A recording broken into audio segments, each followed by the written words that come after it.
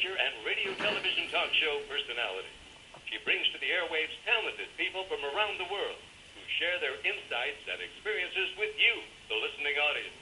Now, let's join Donna. Hello and welcome. If you're a parent, I think you're going to enjoy our conversation that we're going to have with Gayle Kimball, who has written a book called Home, Parents and Children, a Guidebook. And within that guidebook, there are 3 quotes. One is by Christopher Robin to Winnie the Pooh. You're braver than you believe, stronger than you think, smarter than you think. Parents should be called when their kids are upset. Donna, age 9, the one who made that quote, when asked his advice for parents. And then there was a preschooler quoted in Generation Z Unfiltered that said, "Mommy, I need you to listen to me with your whole thing." Gayle Kimball, you did get some comments from children. Welcome to the show. Thank you, Donna. And I think that preschooler took their mom's phone and put it in the toilet. She was so upset with the lack of seeing her whole face. Oh, my heavens. My goodness. Now, you wrote this book called Parents and Children, a Guidebook. You are retired at this time. I am astonished that you have written over 20 books. And you have so many books relating to families, teenagers, children. Give my audience a little bit of your professional background. You've won awards for what you have done. But this one has, just some interesting perspectives. What's your background? Well, I graduated from UC Berkeley when I was 21 and started teaching middle school. That's the hardest thing I've ever done, is to teach wiggly 8th graders. And then after 5 years of teaching U.S. history, I got bored. And I went back to graduate school and got my PhD in religious studies.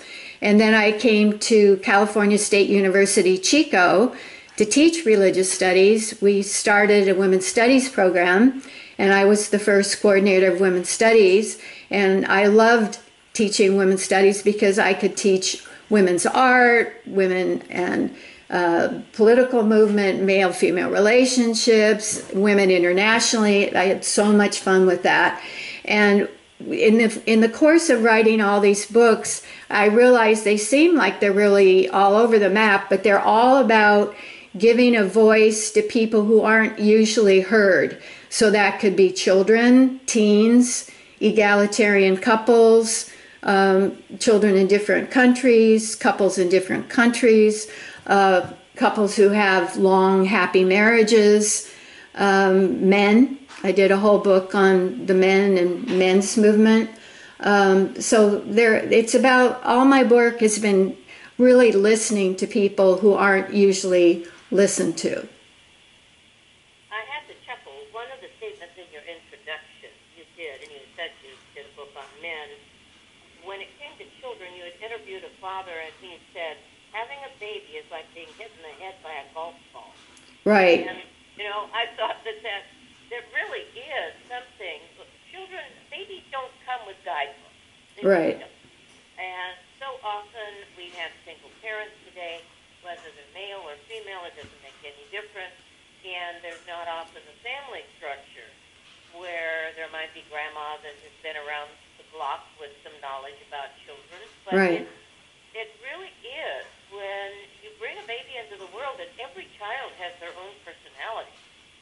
It is a phenomenal challenge. And a child, if they're in daycare or they're with relatives, but usually daycare is the choice because often both parents are working, you have all of these different influences that have an impact in the environment, quote-unquote, of family. And I was thinking about that today.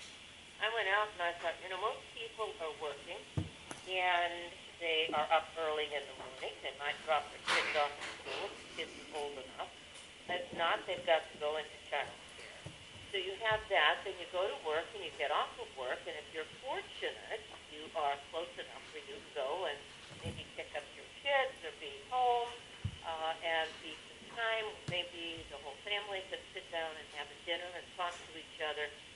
that may not be the case. And we live in a very dynamic environment in our age. And it's really a challenge. When you were writing this book, did you want to orient it more with kids, youngsters, young adults? What did you want to do when you wrote this book? What was the purpose of this? Because you mentioned different countries and the child care services and all kinds of different things. Finland having been one of the happiest environments for families because of the different benefits they get. But there's major problems in Finland too. So this is something every country, every environment has a different way of working with families and children. Right. What I think is important to know is that many think that there is a youth mental health crisis today. And for example, the CDC report last year found that 57% of high school girls felt persistent sadness or hopelessness in 2021, which was double the 29% of boys who felt persistent sadness or hopelessness. And 1 in 3 girls had seriously considered suicide, and 13% had attempted it. So the CDC advisor, Dr. Kathleen Entler, said young people are telling us they're in crisis. So I knew that the COVID epidemic and the being home from school, the isolation, was making the mental health crisis even worse. So I wanted to give parents and kids some tools for how to regulate nervous system disruption and how to deal with anxiety and depression, and to emphasize that the power of our thought, our minds, there are concrete things that we can do. And I also wanted to let parents know that we are in a society that doesn't support them. So if they're feeling tired and frustrated and irritated, it's because we don't have the support systems that the Nordic countries have. And they always, in all the surveys of happiness and parenting, places where it's good to be a parent, it's in Nordic countries, not here. We don't score high. So if you're feeling frustrated and like you have too much to do, you do. You shouldn't have to go back to work 2 weeks after giving birth. You shouldn't have to pay thousands and thousands of dollars for good childcare that you probably can't even afford to get really quality care. So I want parents to know we need to push for legislation that acknowledges what it's like to be. We don't have a wife at home taking care of the kids and having our dinner on the table when we come home. There's an old saying in the women's movement, we'd all like to have a wife, but we don't have that traditional 1950s wife. So I think what parents can know is that there's tools that we can talk about, and that there are also principles that you can fall back on. So I know what really helped me as a parent to think about authoritative parenting doesn't work. Permissive parenting doesn't work. I mean, authoritative, being an authoritarian does not work. Being authoritative does work. So that means that we need to set clear limits and stick to them with consequences. And that lecturing kids or yelling at them does not work. Consequences do. For example, if our rule is clothes go in the clothes basket, not on your floor if you want them washed, they do not get washed if they're not in the clothes basket. So consequences are what teaches lessons, not lectures. And I've learned in my own parenting that the best strategy is to ask a question. What do you think about doing A, rather than I want you to do A? Because we all like to think that we make our own decisions. So if you want a small child to put on a shirt to go to school, you say, would you like the green shirt or the blue shirt? we don't necessarily need to dictate. We give choices. And that's from a book called Children, the Challenges by Dreikhurst that really influenced me. And also How to Talk So Children Will Listen and Listen So Children Will Talk is a good book where we learn to do active listening and, again, not lecture. And I think another principle that parents need to think about is what Masters and Johnson, the sex therapist, discovered, is that pair bonding, P-A-I-R, is based on shared memory of good times. So if our life is, did you do your homework? Did you clean your room? Did we pay the bill? How are we going to get the car fixed when we don't have enough money? Blah, blah, blah, blah, blah. It's really important to build in fun times for the couple, like date night once a week, and family fun. Family meetings are really important, and they're not gripe sessions. They include what we appreciate about each other. So those are some principles that influenced me when I was raising my kids. It sounds like we've got some company there. So oh, I had my little dog. Yeah, she wanted to speak. Yes, and she's very vocal. Sorry. She listens to mom. That's what she does. You had what you call research with a group of young people, actually from 88 different countries. And you call them the Speak Out students. And you had 12 questions that you wanted to ask. And one of those questions was, if you could ask the question of the wisest person in the world, what would you ask him or her about life? And there were over 80 teachers that participated in this, and they either mailed or emailed the responses of students to the 12 questions. And you traveled all over the world, and many of them were teenagers, and of course there were kids of all ages, but many of them were very concerned about the effect of the adults in their life. Either they were smoking too much, or they were involved in drugs or alcohol, and this is something that we have a major problem with, and it's not just the United States, it's all over the world. And when you look at it, and young people see those adults with these habits, this is something that can be an inspiration for them, where they say, forget about it, I'm going to walk a different route. But also, many times, that is something that they think is maybe the way most people are. And that's really a challenge, to be able to expose children to different environments if their parents aren't doing that, to different environments, culture, and thinking, and entering into debate, and being able to ask questions of different people. This is something, you got a very good response from the kids that were interested in participating. When you did that, you added so much of that into your book, including what you call the MBTI Personality Inventory online. And that I found interesting. I think that's sort of like an aptitude test. What purpose did that serve for finding out what you did? Well, what interested me most was what they said about what they would change about adults. And they said they would like adults to be more understanding and remember their own childhoods and to listen. It's kind of like the quote we first started with about the little preschooler who said, I want mommy to listen with my whole face.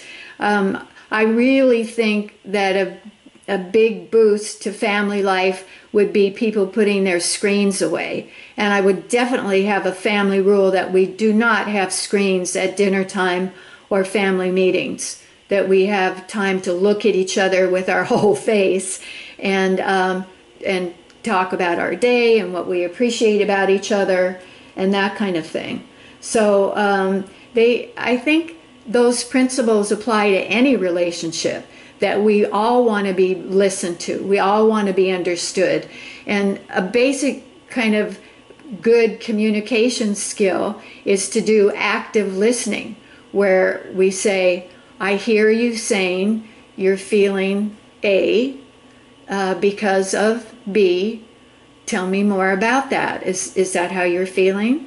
And just listening is, it seems like that's very simple, but I think we rarely do that for each other. People say, oh yeah, let me tell you about my issue. This is what happened to me, and this is what happened with my boss. So it's a gift we can give each other in our families and with our friends, is to really listen with our whole attention.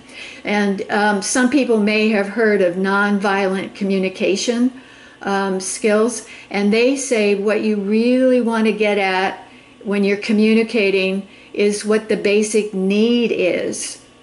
What you're saying that you feel da-da-da, but let me understand what the real underlying need is. So that's something to keep in mind when we're working on our family life. And I think people get so busy that we don't take enough time to listen and to have fun and to compliment each other and really enjoy each other as human beings. I think that is so obvious in so many ways, and COVID really created a big chasm that for so many adults as well as kids. And I think one of the points that you bring out in the book is that we have what's called helicopter time. Yeah. And I remember a friend of mine who had a neighbor who had two boys, and she had her grandson. She was watching her grandson while her daughter went to work. And she said those kids didn't even have a chance to breathe. She said it was just very disturbing for her. They didn't have any time to really just be kids. Yeah. And this is something, though, that I have observed, and it is that kids need structure. Yes. And adults need structure. Yes. Contrary to what they might think. Yes. There's always that aspect of structure that is needed, and when they don't have that structure, it's something else. But when you think about the generation that we call the Great Generation, for example, most of those people came from farms. And most of them, when they were young, from the time they were 3.5 to 4 years of age, they were participating in what needed to be done around the farm. And things were sort of in a structure of their own kind, because you have a farm or a ranch, it's 24/7. You've got to take care of the animals. You have to know that you have to be sure if you're going to be preparing food or growing crops, you have to pay attention to what's going on. So there were a lot of lessons that those young people from that era went through. Whether they liked it or not, it was part of what families had to do. Right. To survive. So in our world, a lot of that structure, and it was in the 1930s that the term teenager developed. And this is something that made a huge difference. All of a sudden, we had this segment that actually created a dumbing down of young people. Young people that I have found interaction with, they're anything but dumb. And they really want to work, and they want to be active, and of course they don't have the maturity. They haven't gone through enough life living, and experiencing certain things somehow, but in general, most of them are pretty well provided for. They have shelters, and they've got technology at their fingertips. And to become an adult, now they say, young people, well, they're not going to mature until about 30 years of age. And you go, excuse me? Really? Well, actually, their brain doesn't mature physiologically until about 25. Physiologically. Mm-hmm. And that's one of the reasons why those of the earlier generation, when they saw what they saw, and they saw a lot of it when they were quite young, it changed them. It has to change them. And that's what maturation does. It changes us. And I think that there is a conundrum with that. Having structure so even young people whose thinking and maturation is going to have to be acquired. They're still going to have some kind of structure and an awareness of personal responsibility, commitment, etc. And this is nothing new about humanity. And it is quite an interesting proposition today with technology. The fact that the girls get so depressed with social media, my goodness. I can remember being in school and being depressed and getting bullied and all this kind of stuff. And somewhere along the line, you have to stand up and grow up. Nobody said it was easy, and I don't know of any shortcuts. Well, what I think that people haven't been taught to do is to know how to deal with challenges and difficulties and depression and whatever. So in the book, I include all kinds of mental visualizations and processes. So there's visualizations to ground, to center, to achieve goals, to protect your space so you don't feel overwhelmed by people. So maybe we could do like the grounding visualization or the centering one, just so people could experience for themselves the power of thought. It's quite interesting to me. You had a perspective from a young man in Kenya, and he was a Gen Z university graduate, and he talked about traditions that were in his culture, and it was about the dowry bride price system that is still in place. And this is something where so many of the traditions, practices that were done in various cultures, even in the United States, the younger generation, in Kenya especially, there has been such a loss. So many young people have died because of wars, and then I had someone tell me there was literally a sect, an age group, that disappeared because of the wars and everything else that was going on over there. So you have a lack of what I would call elder wisdom that otherwise might have been there, and the initiation process that I think lots of times young people don't have that in our culture today to show that they have reached adulthood.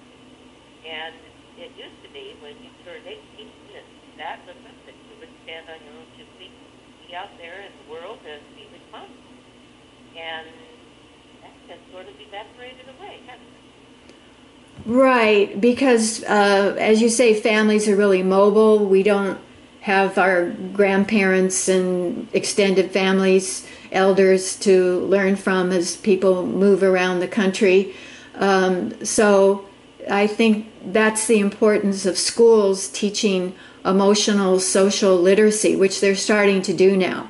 So schools around the country understand that we need to teach how to regulate our emotions and how to deal with our frustrations and that kind of thing. So I think a common social emotional literacy technique is simply to understand the importance of breath.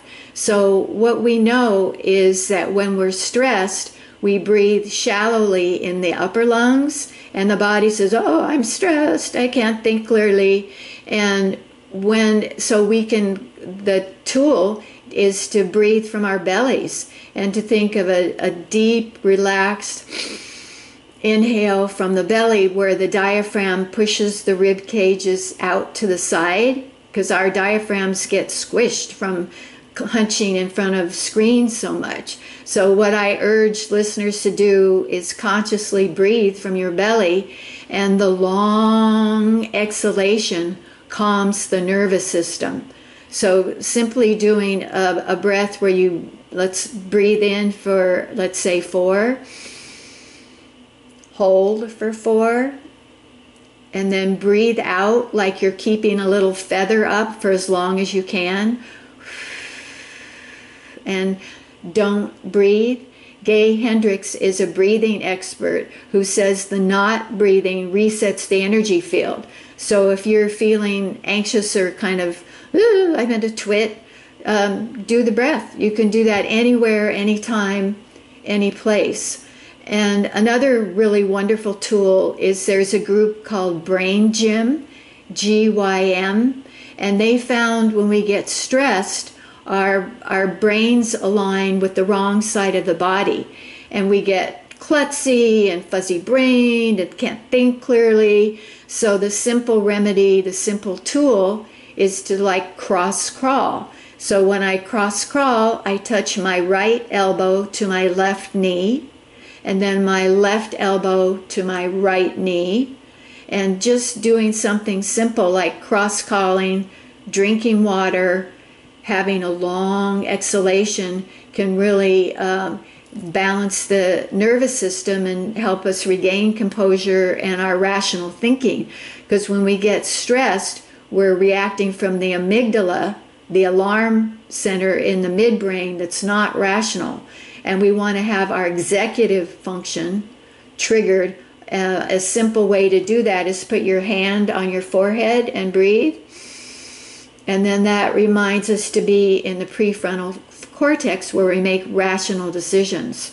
So yes, we don't have the elders to teach us maybe like our ancestors did, but there's lots of techniques now that we can do to regulate the nervous system, get centered, get grounded, and make coherent, rational choices. Well, as we know, children, whether you have 1, 2, or 20, it doesn't make any difference. They're all going to have their own personality. Right. And they are going to have their own dynamics. Right. The children you have, the more dynamics you're going to have. Right. One of the things I was really fascinated with, because I know that this is very, very true, is with babies. And you talk about teaching a baby sign language. And this woman wrote a book called Baby Signs, Dr. Linda Apridolo. She said there was a 10-month-old girl who went to an aquarium with her parents and then did sign language, because she wasn't speaking at that time very well, and answering a question that I thought was extraordinarily intelligent. Right. To know if penguins are birds even though they swim like a fish. And I thought to myself, this is something that most moms might not even give any consideration to. What an incredible accomplishment that is, and that just shows, again, the level of intelligence that children have. Yeah. And it's just absolutely extraordinary, and what a wonderful way to develop communication, because you can have a real good interaction with your kids and saying use sign language instead of talking out loud. Let's communicate so we don't disturb other people. That's amazing. Right, but it is good to talk when you do sign language, because then that teaches them verbal expression. And they did find that babies who learn sign language do speak earlier and more fluently. So it's a great tool. It really prevents a lot of frustration. You can say, are you crying because your diapers are wet? Are you crying because you want to drink something? You know, that's one of the hardest part about having a baby, is trying to figure out why in the heck they're crying and what they want. So if they could sign, how wonderful is that? And all of this, as you share it, and there's so much more in your book called Parents and Children, so many different things that you found, because as soon as they enter into your life, they are going to have a deep effect on you. And there isn't truly a one-size-fits-all. One of the main concerns of so many people, justified so, are the school shootings. And with each and every one of those shootings, there is a psychological pattern. This sounds very academic, but it is something that is seriously wrong with the way they're thinking. They may or may not be using any kind of drug, but they might be on medication, and medications affect their thinking and the behavior. All of this that has been researched regarding so much of this negative situation has occurred, and there's been so much fear. And those environments where they have been able to communicate to the young people and say, you don't, we understand why you're afraid. You're justifiably afraid. That makes sense. But what can we do so that we don't have to be in that state of mind? What can we do to be stronger, to understand that there may be a way that we can respond? And by golly, there are some schools that have offered martial arts classes, etc. And it really made a difference. I think being proactive in creating solutions and solving and having good communication, all of this really makes